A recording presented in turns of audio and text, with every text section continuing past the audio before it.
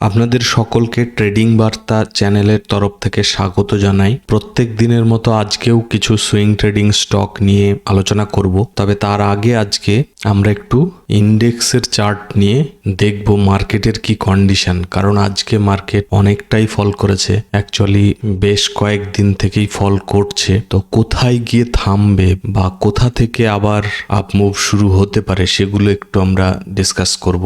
আর এই মার্কেট ফলের কারণটা তো আপনারা জানবেন নিশ্চয়ই। অল টাইম যে আমাদের কাছে ওয়ারের যে নিউজ আসছে বা জিওপলিটিক্যাল টেনশনের যে নিউজ, সেটার উপর বেস করে এফআইআই তো কন্টিনিউ হেভিলি সেলিং করে যাচ্ছে। তো এই সেলিং এর কারণে আজকে নিফটি মোটামুটি 1% ফল করেছে। 1% বলা ঠিক হবে না, 0.8 সামথিং পার্সেন্ট ফল করেছে। ব্যাংক নিফটি তো প্রায় 2% মতো, মানে 1.9 সামথিং পার্সেন্ট মতো ফল করেছে। যদিও বা আমি আজকে এক্সপেক্ট করেছিলাম যে আজ থেকে মার্কেটের কিছুটা রিকভার হবে। কেন আমি এক্সপেক্ট করেছিলাম বুলিশ সাইডে, যদিও বা ওয়ার সিচুয়েশন চলছে তবুও এক্সপেক্ট করেছিলাম, কারণটাও বলবো। তো তার আগে চলুন একটু নিফটির সাপোর্ট রেসিস্টেন্সটা একটু দেখে নিই। কারণ আমরা যতই সুইং ট্রেডিং করি না কেন, মার্কেট কন্ডিশনটাকে কিন্তু বুঝে শুনে করতে হবে। তার মানে কি হেভিলি সেলিং হলে বা ডাউনফল হলে আমরা সুইং ট্রেডিং করব না? অবশ্যই করব, কারণ এই টাইপের নিউজ কিন্তু আসতেই থাকবে, আজকে এটা কালকে সেটা। তো এই নিয়ে ভয় পেলে চলবে না, আমাদেরকে সুইং ট্রেডিং এর সঙ্গে সঙ্গে ইন্ডেক্সে কি হচ্ছে না হচ্ছে, কোথায় সাপোর্ট, সেখানে কি সাপোর্ট নেওয়ার জন্য মার্কেট রেডি নাকি আরো ফল করবে, তো এইগুলো একটু যদি আমরা নজরে রাখি তাহলে আমাদের মধ্যে একটা কনফিডেন্স তৈরি হবে যে হ্যাঁ, এখানে সাপোর্ট নিতে পারে বা এখানে রেসিস্টেন্স জোন আছে, ফল করতে পারে।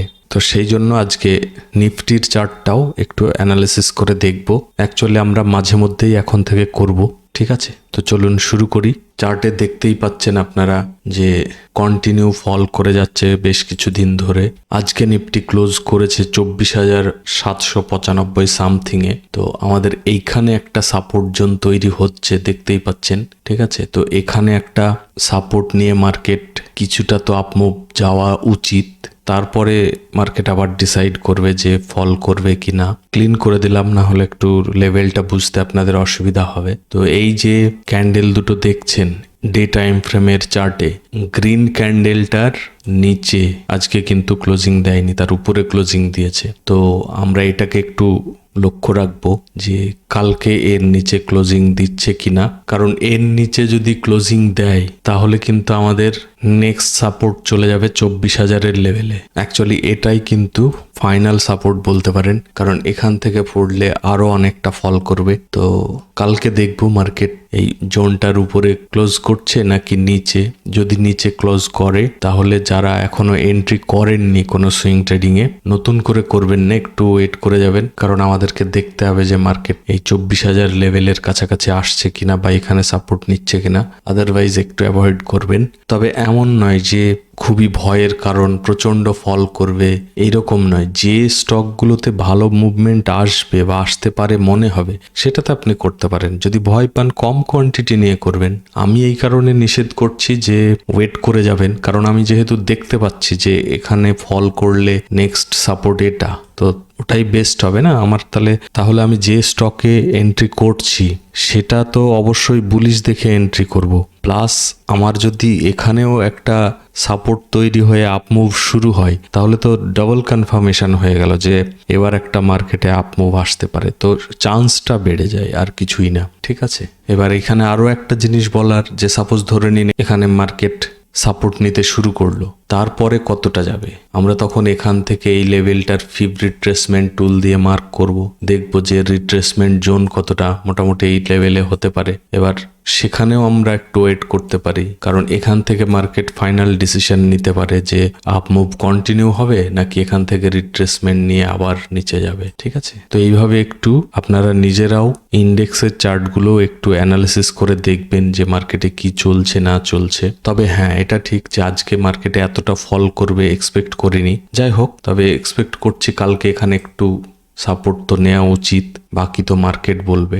আর যদি বলা হয় যে ওয়ারের জন্য এত কেন ফল হচ্ছে, যেটা সব থেকে বড় পয়েন্ট সেটা হচ্ছে যে ক্রুড অয়েল। এই সমস্ত ওয়ারের জন্য ক্রুড অয়েলের প্রাইস হিউজভাবে হাই হয়ে যাবে বা হয়ে যাচ্ছে, সেই কারণে সমস্ত কিছুর উপরে এফেক্ট করবে।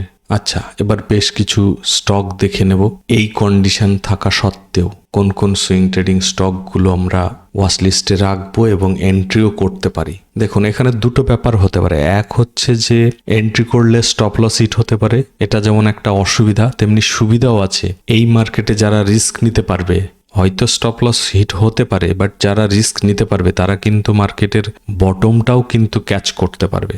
আই মিন সুইং স্টকগুলোর বটম কিন্তু এখন ক্যাচ করার একটা সুযোগ আসবে। তো যারা মোটামুটি রিস্ক নিতে পারবেন তারাই এন্ট্রি করবেন, আর যারা রিস্ক নিতে চান না, এখন এক সপ্তাহ ওয়েট করে যান বা 2-3 দিন ওয়েট করুন, দেখুন ইন্ডেক্সগুলো দেখুন কি করছে, মিড ক্যাপ ইন্ডেক্সটা দেখুন কি করছে, তো সেই অনুযায়ী করবেন। বা যদি দেখেন যে কোনো স্টক এই খারাপ মার্কেটেও খুব সুন্দর আপমুভ দিচ্ছে, সেটাতে এন্ট্রি করতে পারেন। সেটা এমন নয় যে শুধু আমি যেগুলো দিচ্ছি ওর মধ্যেই খুঁজবেন, নিজেরাও একটু খুঁজুন, ভালো স্টক পেলে এন্ট্রি করতে পারেন। ইভেন কমেন্টেও আপনি জানাতে পারেন যে এই স্টকটা খুব ভালো মুভ করছে, আমি কি এন্ট্রি করতে পারি বা আমি এন্ট্রি করেছি। তাহলে আপনার কমেন্ট দেখে আরও অনেকে ওটা নিয়ে অ্যানালিসিস করে বাকিরাও এন্ট্রি করতে পারবে। বাকিরা এন্ট্রি করলে তারা যদি ওখানে জানায় যে হ্যাঁ আমিও এন্ট্রি করেছি, তাহলে দেখবেন আপনারও কনফিডেন্স বিল্ড হচ্ছে। তো এইভাবে করতে পারেন। চলুন এবার কি কি স্টক আছে একবার দেখে নিই। সবার প্রথমে যে আমরা স্টকটা রেখেছি সেটা হচ্ছে অ্যাস্ট্রাজেনিকা ফার্মা। খুব ভালো স্টক। আমি জাস্ট কিছুদিন আগেই এটা ডিসকাশন করেছিলাম আপনাদের সঙ্গে। অনেকে হয়তো এন্ট্রি করেছেন, অনেকে হয়তো এখনো হোল্ড করে আছেন। তো যারা হোল্ড করে আছেন নিশ্চিন্তে হোল্ড করতে পারেন, কারণ দেখতেই পাচ্ছেন মার্কেটের এত কন্ডিশন খারাপ থাকা সত্ত্বেও কত সুন্দর এখনো ওই জায়গাতেই দাঁড়িয়ে আছে। তবে নেক্সট যারা নতুন এন্ট্রি করতে চান তারা কিন্তু এই লেভেলটার উপরে, মানে 8,000-এর উপরে যদি ডে ক্যান্ডেল ক্লোজ করে তবেই এন্ট্রি করবেন।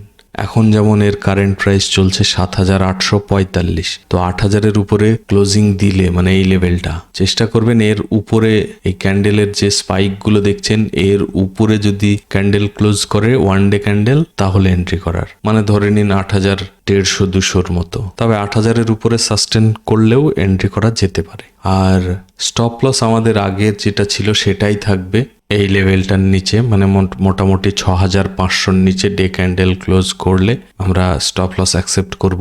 তবে এখান থেকে যদি আরো ফলো শুরু করে, মানে ধরুন এইরকম জায়গায় যদি আসে, এই সাপোর্টের কাছেও কিন্তু এন্ট্রি করা যেতে পারে, কারণ খুবই হাই চান্স যে এইরকম জায়গায় আসলে আবার এইরকম একটা বড় গ্রিন ক্যান্ডেল বানাবে, কারণ এই স্টকটার প্যাটার্নটাই ওইরকম। ঠিক আছে, তো যদি আসে আমি বলবো এরকম জায়গায় থাকলে খুব ছোট্ট স্টপ লস হবে, এই লেভেলটাই স্টপ লস হবে, তো এন্ট্রি করা যেতে পারে। আর যদি এইরকম জায়গায় পাওয়া যায় তাহলে টার্গেট এখানেই রাখবেন, এই 8,000-এর কাছাকাছি আসলে এক্সিট করে দেবেন। দেন যদি আবার 8,150-200-র উপরে ক্লোজ করে আবার রি এন্ট্রি করতে পারবেন। তো এইভাবে করতে পারেন। মার্কেটের এত কন্ডিশন খারাপ থাকা সত্ত্বেও আজকেও কত সুন্দর মুভ দিয়েছে, দারুণ স্টক। অবশ্যই ওয়াচ লিস্টে রাখুন যারা কোনো এন্ট্রি করেননি, আর যারা এন্ট্রি করেছেন নিশ্চিন্তে হোল্ড করুন।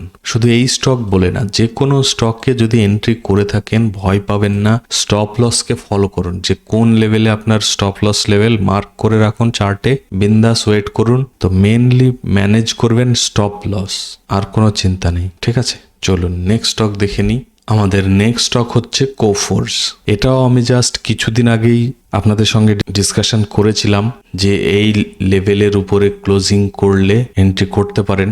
তো যারা আজকে এন্ট্রি করেছেন হোল্ড করুন, আর যারা এখনো এন্ট্রি করেননি তারা চেষ্টা করবেন এই স্পাইকগুলোর উপরে এন্ট্রি করার, মানে ধরে নিন 7,300-র উপরে যখন ডে ক্যান্ডেল ক্লোজ করবে তখন এন্ট্রি করার। যারা নতুন এন্ট্রি করবেন তো 7,300-র উপরেই করবেন। এখন এর কারেন্ট প্রাইস চলছে 7,200 সামথিং। আর যারা এন্ট্রি করেছেন একদম নিশ্চিন্তে আপনি স্টপ লস ফলো করবেন। স্টপ লস ছিল এই লেভেলটা, মোটামুটি 6,755 মতো স্টপ লস নিয়ে আপনি এন্ট্রি করতে পারেন। আর টার্গেটের জন্য এসএল ট্রেল করবেন। তবে বারবার বলছি স্টপ লস কিন্তু মেনটেন করবেন, মানে এর নিচে one day candle suppose close করলো, তারপরে আর ওয়েট করার মানে হবে না, তখন উপরে যাক নিচে যাক এক্সিট করে দেবেন। আর স্টপ লস কিন্তু মেনটেন করবেন ওয়ান ডে ক্যান্ডেল ক্লোজিং বেসিসে, ঠিক আছে? তো এটাও খুব সুন্দর স্টক, ওয়াচ লিস্টে রাখুন। এই খারাপ মার্কেটেও এইভাবে আপ মুভ দেওয়ার চেষ্টা করছে, মানে বুঝতে পারছেন যদি একটু মার্কেট কন্ডিশন ভালো হয় কিভাবে আপ ট্রেন্ড দেবে। যাই হোক, আপনারা নিজেরাও অ্যানালিসিস করে দেখে তারপরে ডিসিশন নেবেন। আর আপনারা প্লিজ ভিডিওটাকে লাইক করবেন, আর যারা এখনো সাবস্ক্রাইব করেননি তারা প্লিজ সাবস্ক্রাইব করে রাখুন। সাবস্ক্রাইব না করলে কিন্তু আপনারা নোটিফিকেশন পাবেন না। আমি প্রত্যেক দিন সন্ধে 8টা সাড়ে 8টার দিকে এই swing trading related video publish করে থাকি। প্লিজ পরে করব বলে রাখবেন না। আপনাদের এই একটা লাইক বা সাবস্ক্রাইব আমাকে কিন্তু প্রচণ্ড মোটিভেট করে এই প্রত্যেক দিন সুইং ট্রেডিং ভিডিও বানাতে, তো প্লিজ করে দেবেন। আচ্ছা চলুন নেক্সট স্টকে যাই। আমাদের নেক্সট স্টক হচ্ছে ক্লার্কস সার্ভিসেস। খুব সুন্দর stock, higher high higher low বানাতে বানাতে উপরে যাচ্ছে, দেখতেই পাচ্ছেন। তবে এটা এখনো ব্রেকআউট করে ক্লোজিং দেয়নি, মেবি হতে পারে মার্কেট কন্ডিশনের জন্য একটু সাফার করছে। তবে আজকে চেষ্টা করেছিল ব্রেকআউট করে ক্লোজিং করার, কিন্তু যাই হোক সাস্টেন করেনি। তো আমরা এটার জন্য ওয়েট করব এই লেভেলটার জন্য।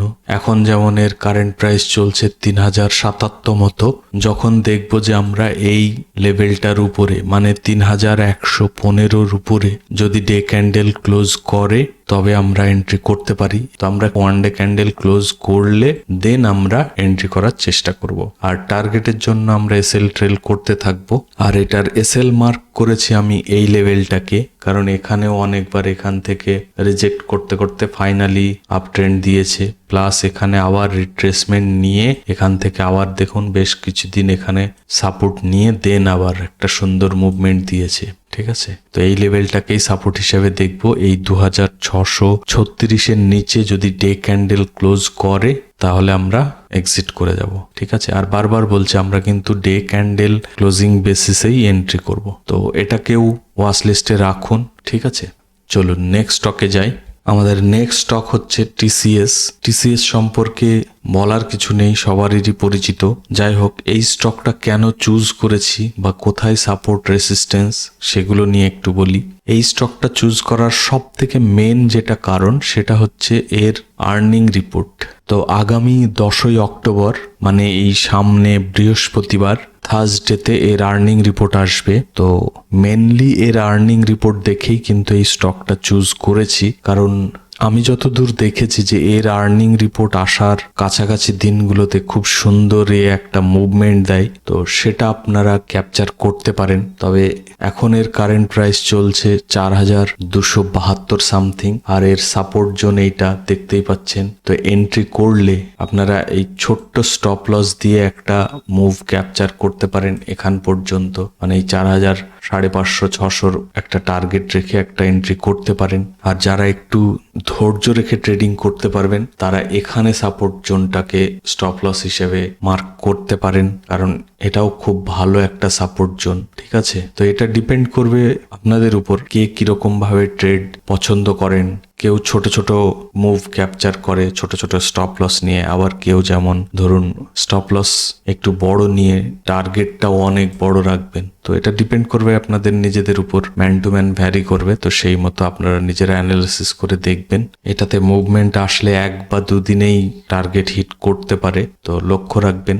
আজকে এই কটাই স্টক ছিল, তো সমস্ত স্টকগুলো আপনারা ওয়াচ লিস্টে রাখুন, রেখে আপনাদের সুবিধা মতো রিস্ক ম্যানেজ করে এন্ট্রি করতে পারেন। আপনাদেরকে আরো একবার মনে করিয়ে দিই, কারণ আপনাদের খুবই ভুলো মন। প্লিজ যারা যারা লাইক করতে ভুলে গেছেন এক্ষুনি করে দিন, আর যারা নতুন সাবস্ক্রাইব করেননি তারা প্লিজ সাবস্ক্রাইব করে রাখবেন। আর সাবস্ক্রাইব করার সময় অবশ্যই বেল আইকনটা অল সিলেক্ট করে প্রেস করে দেবেন, তবেই কিন্তু প্রত্যেক দিন সন্ধে 8টা সাড়ে 8টার দিকে যখন আমি এই সুইং ট্রেডিং স্টক নিয়ে ডিসকাশনের ভিডিও পাবলিশ করব আপনারা নোটিফিকেশন পেয়ে যাবেন। তো ভিডিওটাকে এখানেই শেষ করব। তার আগে আপনাদের সকলকে অনেক ধন্যবাদ ভিডিওটাকে শেষ পর্যন্ত দেখার জন্য। আপনারা সকলে ভালো থাকবেন।